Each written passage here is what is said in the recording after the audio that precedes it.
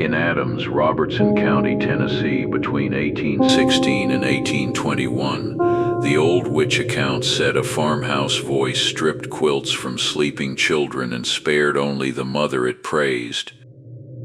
70 years later, Clara came to Adams to copy a family Bible for a Nashville solicitor. The old farm lane was mud by dusk.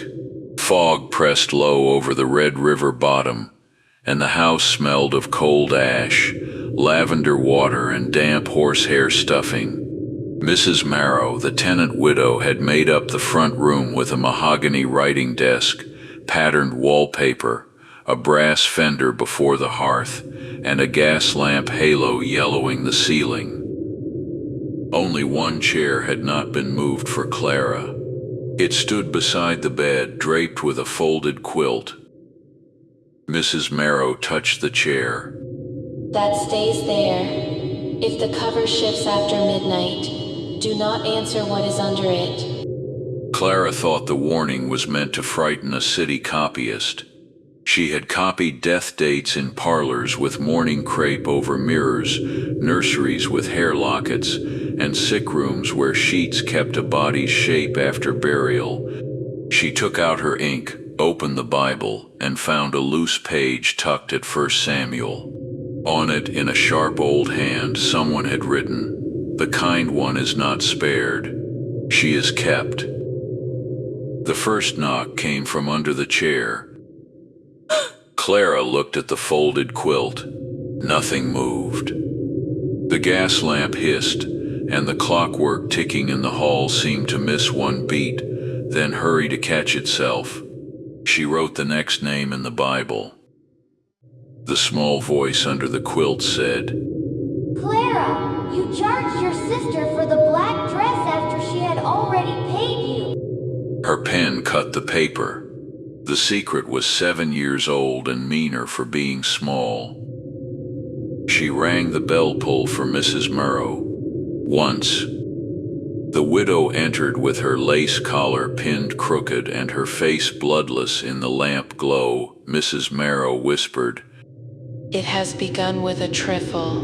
That is courtesy. The quilt sagged as if a child beneath it had turned over. A faint hand pressed upward through the patchwork. Clara stood too quickly, the room tilted, and bitter ink touched her tongue where she had bitten her lip. The voice said, "The widow hides her husband's watch in the flour bin. She listens to it at night because no living man will tick beside her." Mrs. Marrow made a broken sound and backed toward the door. The latch clicked shut by itself.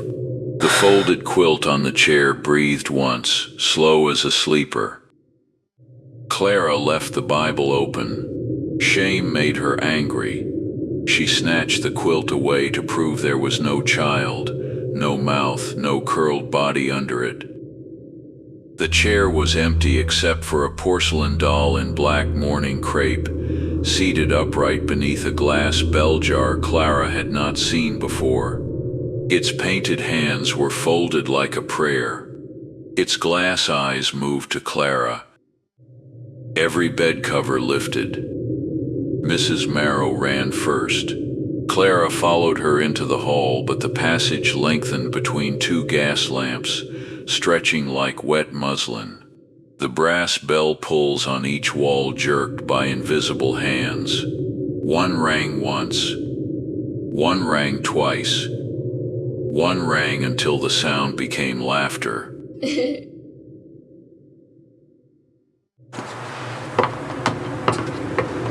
Behind them, the voice came through the floorboards, under the runner, under Clara's shoes.